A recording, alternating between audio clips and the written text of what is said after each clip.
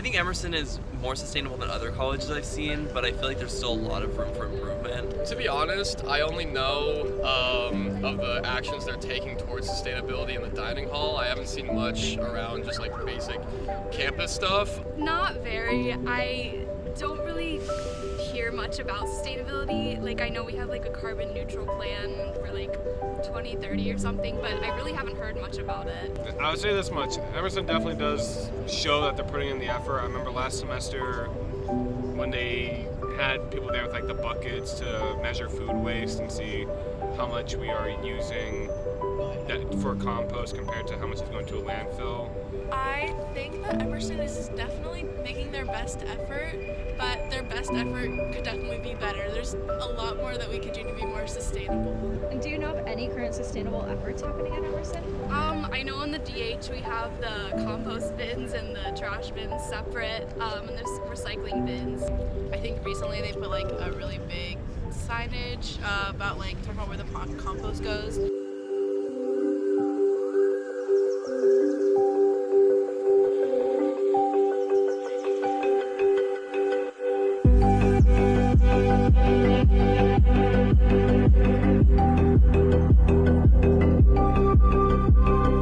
Sustainability can be found everywhere. It might be challenging to see with the naked eye, but the problems and solutions are increasingly omnipresent and ever-growing. The problems of climate change cloud our day-to-day lives with the looming thought of our world's beauty and resources dwindling due to our actions. The immense amount of scientific research surrounding climate change and environmental issues suggests that our future might not include enough water, land, food, housing, and other resources for a growing population. Although we can't fully undo the harm we've done to our planet, there's still time to repair some of our mistakes and do better. Thankfully, the solutions are all around us. From the food we eat and the water we drink to the air we breathe, the city of Boston provides many solutions. And Emerson College provides more solutions than we may think, in aspects of our lives we might have never thought about or not thought were possible to improve. A multitude of efforts to change the world are already happening in the Emerson community. Right now, professors are teaching strategies for combating climate change. The Sustainability Office conducts important data collection and creates plans to lower our carbon footprint. The dining hall sources food from local farms on the East Coast and donates or composts uneaten food. Our buildings are sustainably certified. Every day, faculty, staff, administration, and students working on proposing new solutions to make Emerson and the world more sustainable. Maybe it's not so obvious at first glance, but sustainability lives in even the most unassuming parts of Emerson. If you look a little deeper, you'll find every department, VMA, journalism, communication, theater and performance, and more, are implementing sustainability within our campus community.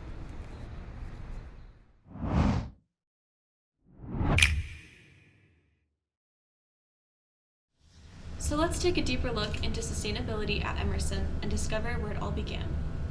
It all started in 1996 when some students believed Emerson needed more on-campus recycling. Earth Emerson, Emerson's first sustainability-focused organization, began, which was the first notable student effort of sustainability on campus. I would go with Jonathan Satriali, and I used the Haiti series. The college was doing like the bare minimum. It wasn't really high on the radar. The college was basically responding to what Earth Emerson was asking for. So Earth Emerson started in 1996, and it was basically created by students who wanted to have recycling. So for Emerson, during COVID, I think it was following the national trends, which was you needed personal protective equipment, you needed a lot of things that were disposable. Then there was the move to purchasing all green energy. And then, of course, you have to have a climate action plan or a sustainability action plan. So that would be another major effort that the administration has accomplished. But the efforts of Earth Emerson and Satch's work weren't the only ways Emerson was making strides towards sustainability. The construction of Piano Row back in 2003 shows that Emerson has been thinking about sustainability all along.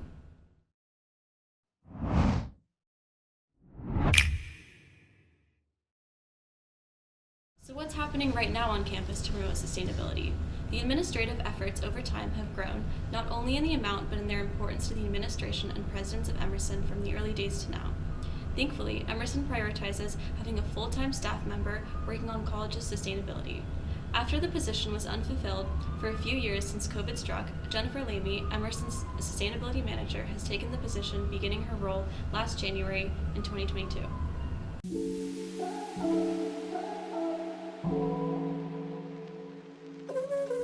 I'm Jen Lamy, my pronouns are she, her, and I'm the Associate Director of Sustainability at Emerson. Can you define what sustainability is to you? Yeah, sustainability is about building a world that works for everyone both now and in the future. So it's not just about environmental sustainability, though that is deeply connected to all other forms of sustainability, but it also pertains to the social and economic conditions under which sort of everyone on our planet now and in the future live.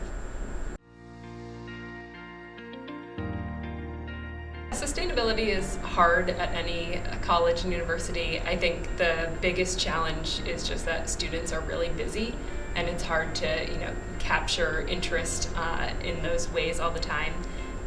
The challenges at Emerson, some of them have to do with the fact that we are a small urban campus that is a benefit in some ways, and that we have access to public transportation, and we're in a state and a city that really prioritize sustainability. As a very vertical campus, as one example, it's really hard for us to have on-site solar panels. We have very little rooftop space and no grounds to put something like a solar. This is sort of a loaded question, but what are some of the efforts at Emerson in sustainability that you've been working on? Yeah, there's been a lot going on in the last year. The biggest thing that's been happening since the summer of 2022 is that we are writing a new sustainability action plan for the college. So back in 2007, we signed the President's Climate Commitment, which was the way that we made this agreement to hit carbon neutrality by 2030. So to get our emissions down to zero, offset anything remaining. Also this year I've brought back the Eco Ambassador program, so we have 4 students who work part-time on sustainability projects around campus and really focus on educating their peers. And we've brought back some other programs that had been dormant for a while, either because of COVID or staffing shortages. Alongside the efforts of Jen and the Sustainability Department of Emerson, students are actively involved in getting Emerson to be more environmentally conscious in the student body. My name is Indigo Pinedo. My pronouns are they, them, and I have many roles at Emerson. I'm a creative writing major with an entrepreneurial studies minor. I am a student sustainability analyst, and I am also the vice president of Emerson Green Collective. So you can take the curriculum that you're being taught at Emerson right now, and you can use it for a positive change around campus and in the Boston area. Like, for example, I did a project for my entrepreneurial studies class where I started a nonprofit with a team, and we sold beeswax wraps around campus to foster connection through sustainability. But we ended up generating over $550 in revenue and donating over $230. And it's opportunities like those that you get on campus where you can, make these projects into something that actually benefits the world around you. Whatever field you might go into, that you can incorporate sustainability into your day-to-day life. The curriculum and educational side of Emerson also falls into sustainable practices and focuses in more ways than one. Not only do professors incorporate sustainability into their syllabi, but they incorporate the UN Sustainable Development Goals into schoolwork and learning objectives as well. This semester, Emerson has hired student sustainability analysts to explore this work and see how much Emerson really is able to focus in its sustainability efforts in the classroom. So my name is Nejim Rahim. Pronouns are the famous he series. I'm an economics professor. I am the chair of the marketing department. I am currently working as what's called a course captain in this initiative on climate and community at the Engagement Lab. And I am helping to put together the teach-in on sustainability, and I'm working on putting together a sustainability communication major. I was exposed to work that was trying to make people's lives better, and also trying to make sure that animal species and habitat didn't just get ground up, right? So I guess I just kind of came up in that, and I've just been around that thinking. So it's a little hard to pin down like a moment. And now we talk about the Sustainable Development Goals, right? Before that was the Millennium Development Goals. And so like all of the reporting and the development of these targets from the United Nations, even as a kid, I was kind of party to this unique privilege I had of how I grew up, party to the people who thought about how do you measure how well we're doing in terms of taking care of the earth and its systems and its inhabitants, right? So it's just always kind of been a thing.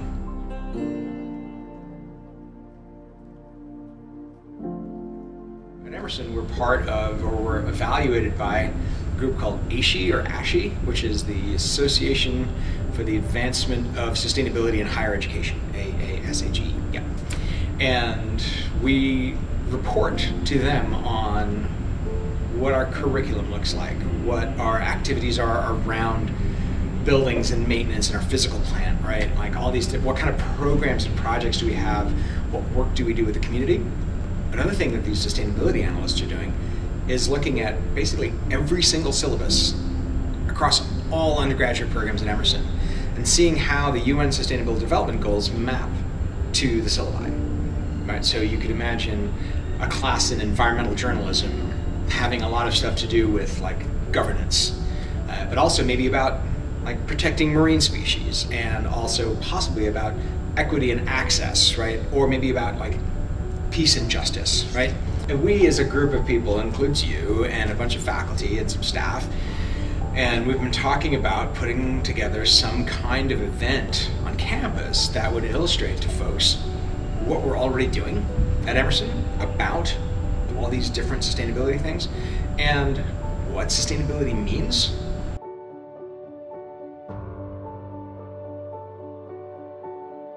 Environmental justice is necessary to understanding why we need to be sustainable as people in our communities. Because if people aren't getting equitable access to the same resources, then there's going to, then the whole point of sustainability is gone. It's incredibly important to incorporate all voices into the decisions that are being made, and understanding that those in power aren't always representative of the people that they're supposed to be representing. And for you as a student, why is having a sustainable curriculum important to you? It's really important to me because I want to know that I'm going to be making the world a better place. And I want to know that what I'm learning is new and innovative, and it's actually going to be preparing me for the world that I'm going into. And we're going into a world that's more focused on sustainability, and that needs it more than ever right now.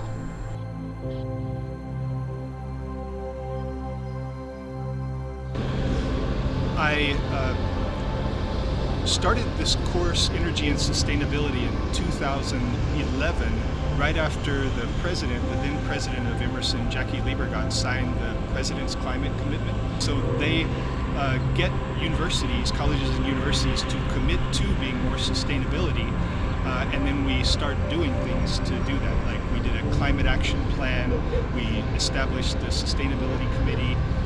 There have been student organizations interested in the environment, forever, and they've been trying to make Emerson more sustainable their entire time, but hadn't gotten very much traction just because it was difficult to get all the decision makers in the same room.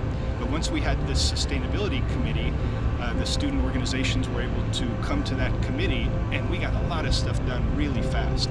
We put in all those water fountains where you can refill your water bottles. We put in the lights that turn off automatically. We took away your trays at the DH so people aren't getting too much food and we're not wasting water washing those things. So we spend a lot of time in my classes talking about how to effect change, and it's a lot more complicated than a lot of us think. As far as if we give people the information about the benefits of change, then they'll make the right decision, but we don't operate that way.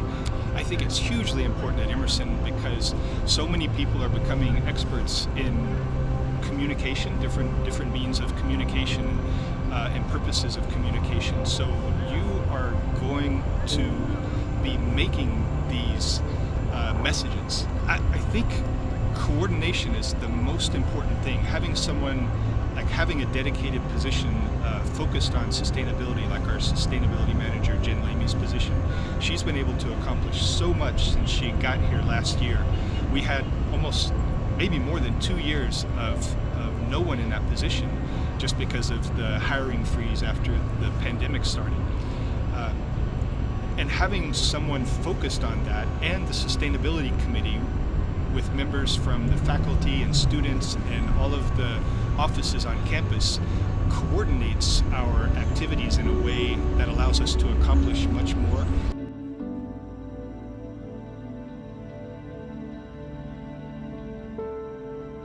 My name is Jamie Tanner. I use she, her pronouns. I'm an associate professor in the Marlborough Institute of Liberal Arts and Interdisciplinary Studies. So I'm the coordinator for the environmental studies minor, and I would say in most of my classes there is a thread of sustainability. Classes I teach in animal behavior, in even evolution of human nature, a first year seminar on really how to be human in a time of climate change. And I think at Emerson, I see a lot of interest in students in environmental studies and sustainability, but not always the connection to how their major relates to it or can include those ideas. And part of it probably is also location, as they, just to be more removed from a natural landscape, I think it might not be at the forefront of people's minds. I think that an environmental studies minor, environmental studies courses are important for people to take regardless of whether they see that as a career path for them. We're all living on the same earth, the same planet, right? We're living in even the different environments that we live in, the different environments that people may work in, an understanding of these systems and the relationships in them, I think are really important. Alongside sustainability within the curriculum, Emerson also utilizes sustainability within the VMA department as well. I'm Paul Toronto. I use he, him pronouns. I'm an associate professor of visual media arts. So I'm Homa Sarabi, and I use the She series, and I'm the director of production safety, and recently sustainability. So the great thing about being a teacher is the classroom is a place where you can have dialogue about the impacts of humanity on the planet. And so as an artist, I work a lot with students to think about sustainable ways of creating. And so it's not just about the technology and the budgets and the amount of resources. You can say amazing things by recycling found footage. Right? There's a ton of film already out there. There's tons of photos already out there. You can repurpose those things without having to use energy to generate anything like energy to generate new ones. And you can say really profound things with that. So I'm always talking to my students about, like, you could say a lot with less. So the thing that we developed within Visual Media Arts Department is the Green Production Program. And so we came up with a certification process where student productions can qualify for Green Seal of Approval by following certain guidelines that are about sustainability. And that can be, repurposing materials that they use on set, having food that's going to be composted at the end, right? Not using water bottles, but reusable containers. Some of that's about the energy that they're using, but we tried to scale it down to what's reasonable for a student production. So as a capstone project is going into production, they can look at the guidelines as achievable. And when they achieve those guidelines, they get the Green Seal. They also get a small financial reward for that that can offset some of the production costs. But the goal is to just model what a green set would look like. And all of that work was done, both at Emerson, we have a committee at VMA, but also in collaboration with all these other schools that I was saying, they're part of this Green Film School National Alliance, and now it's international even.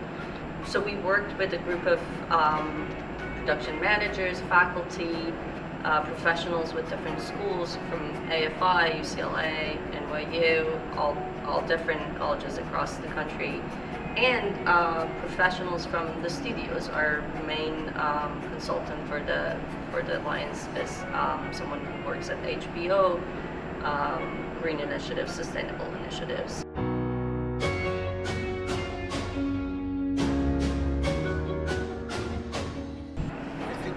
One of the best ways for students to get involved is doing the work that students are already doing to help lead our community towards a better future.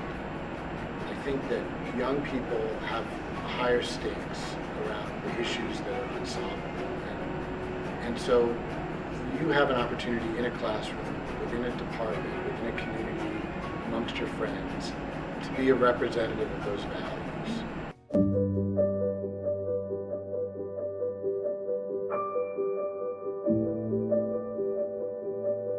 Sustainability is also present in another major part of Emerson life, the dining hall. Dawn Sadiq, she, hers. I am the resident district manager of Bon Appetit, and I run all of the dining across campus. Everything we do in dining, we keep sustainability in mind, whether it's how we're producing our food, where we're getting our food, and how we're handling our waste at the end of the day. Where does all of the leftover food go to? So we donate to a couple of organizations in the Boston area, Food for Free, which is out of Cambridge, and Community Kitchens, which is out of Jamaica Plain. That's primarily for anything that may be coming off the line that we can't repurpose into anything. And then what have you seen as some of? I would say portioning, where students will take more food than they can eat, and that ends up going into the trash, and not recycling into the right barrels. So once something that's say plastic goes into a compost bin, that's completely contaminates that whole barrel. So kind of defeats the purpose. And then what do you think would be some of the positive ways that they could manage waste in the dining hall themselves and be more sustainable? We've shifted to some self-serve stations this semester. Primarily was a student request. So I've seen it both ways, where their students are really kind of piling on and students take the smaller amounts, which is a good thing. I would suggest people take smaller amounts first, and then they can always come back as many times as they want. So I source from probably 35 to 40 different vendors in the area, all within 150 miles of Emerson. I use a couple of bigger farms that work with smaller farms that can bring product into them and they can ship up to us. So horse listeners, I have a great relationship with. I started actually pre-buying vegetables from them about 3.5 years ago, right before COVID hit. And I think we actually kept them in business during COVID because I was doing that. So I was able to kind of buy all of what I knew we were going to need for, say, crushed tomatoes for the year. So I bought all our tomatoes from them for the entire year. Primarily, we're trying to go towards more of a plant-based menuing. We have been for the last 10 years. We're always going to have burgers, we're always going to have chicken, that kind of thing, but we really do try to push, not really push students towards plant-based eating, but try to provide that variety and just sort of educate. It helps in a lot of different ways.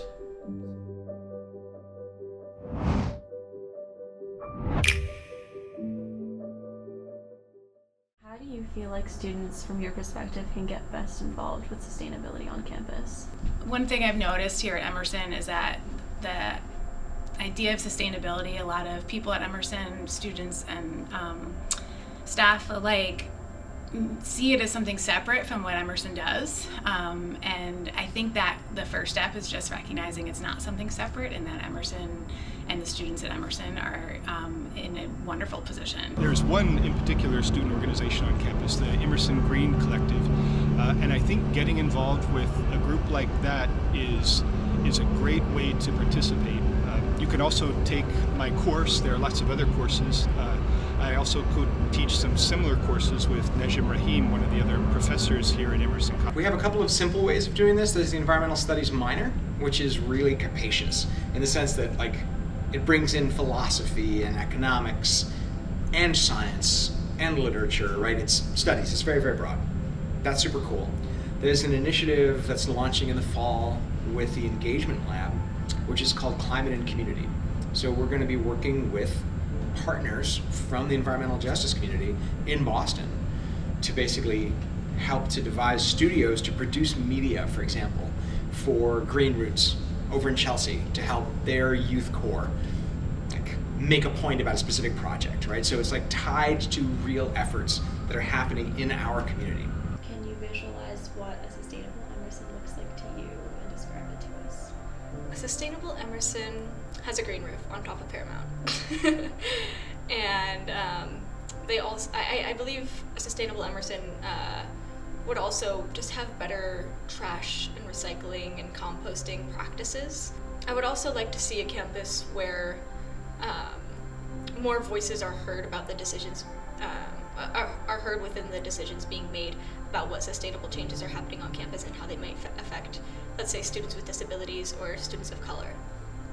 I think really it's just continuing education around what you can do as an individual to impact the planet, not just at college, but at home and everywhere you go. I think a sustainable Emerson, we are definitely on our way there, though we're not there yet. There are some very specific things that I envision for that. One is carbon neutrality and probably going beyond carbon neutrality to thinking about, a large percentage of our energy being sourced from renewable power. So some of those specific things, plus I envision a sustainable Emerson being a zero waste campus. So diverting at least 95% of our waste from the trash stream. I think sustainable Emerson would show itself in every single thing we're doing, like all the things across the college, from the curriculum to the student activities to the resources we give to our students, from the green roof, more plants, engaging with the sustainable efforts across the city, all of those things, but also in the way that we are treating our people here. I think one of the best ways for students to get involved is doing the work that students are already doing to help lead our community towards a better future. Young people have higher stakes around the issues that are unsolvable. And so you have an opportunity in a classroom, within a department, within a community, amongst your friends, to be a representative of those values. And I'm a big fan of bottom-up change. I don't think everything has to happen from leaders making decisions that then organizations, institutions, communities implement. I think from the bottom up it has more power and more permanency. A lot of my work as an artist focuses on nature-based experiences and what they do for us as human beings, and in terms of our psychological well-being, our emotional well-being, but also to be a constant reminder of the importance of conserving and preserving nature. And it's tricky in an urban context. I think we're moving from building to building. We spend a lot of time in front of screens. And we do have nearby some green refuges that we could go to and get that nature fix, because we've cut that out of our day-to-day experiences. And so we're missing something, right, as biological organisms, when we don't have green space, trees, clean air, experiences with biodiversity, experiences with animals, plants. So I think we could do a lot more to create educational opportunities that are outdoors. Ever since the beginning of Earth Emerson in 1996, we've seen great strides towards sustainability. Although there have been some bumps in the road, the Emerson community remains unshaken. Today, we see all of the solutions that already exist in action, thanks to the hard work of our current faculty, staff, administration, and students. In every department, there are great efforts being taken to implement Emerson's goal of carbon neutrality by 2030. And these efforts encourage the Emerson community to take these sustainability mindsets and skills into their own hands now for the fields they proudly step into for the future, creating a better, greener world for future generations. We look forward to seeing what sustainability looks like for the Emerson of tomorrow.